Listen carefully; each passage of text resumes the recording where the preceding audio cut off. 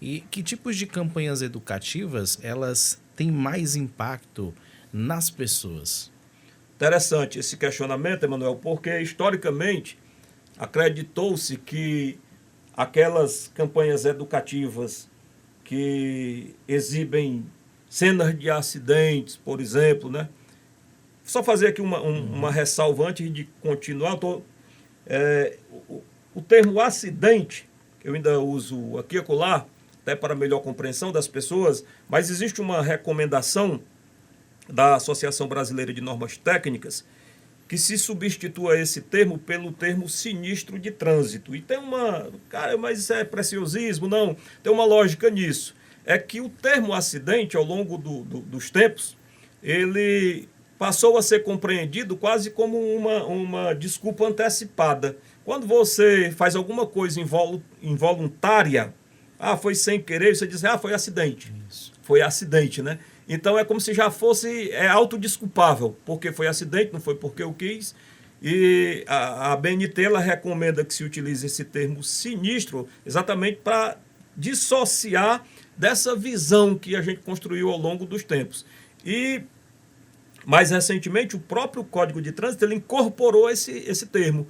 Teve uma alteração legislativa que alterou diversos dispositivos do Código de Trânsito e nessa alteração mais recente, uma das coisas que foi alterada é onde você localizava lá no Código de Trânsito o termo acidente, ele foi substituído por sinistro de trânsito. Então eu faço questão aqui de fazer essa ressalva, porque muitas vezes as pessoas podem achar que é preciosismo, porque quer falar diferente. Não, tem esse fundamento. Mas aqui lá também eu utilizo o termo acidente. Então, voltando aqui à questão das campanhas.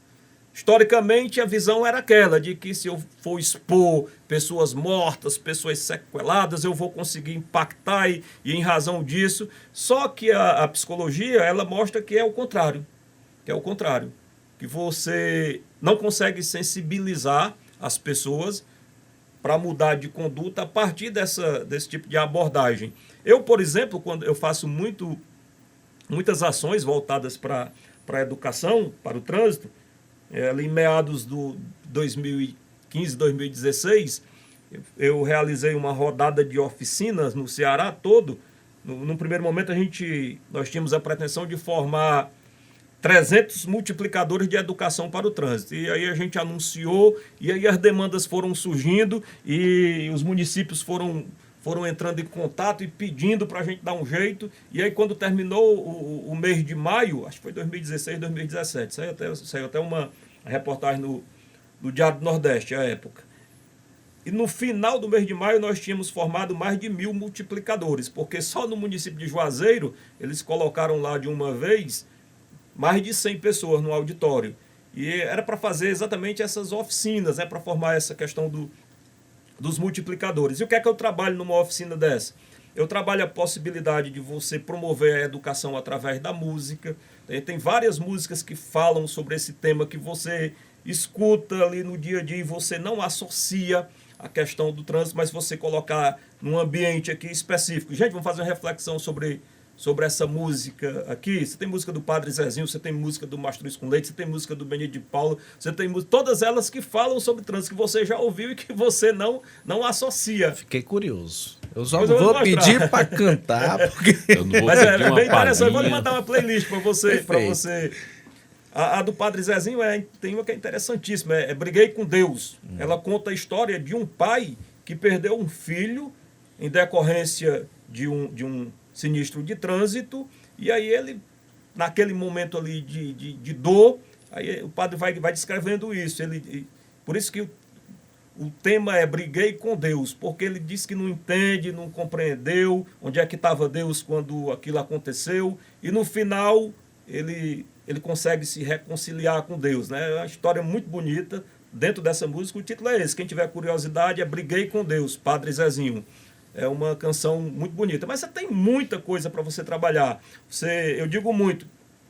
Professor, muitas vezes, até eu entendo, porque eu também sou professor, O professor, muitas vezes, assoberbado ali pelas inúmeras demandas, e aqui o professor sabe bem como é, mais um projeto, é mais um tema, né, professor Emanuel? Então, mais uma coisinha para trabalhar na escola.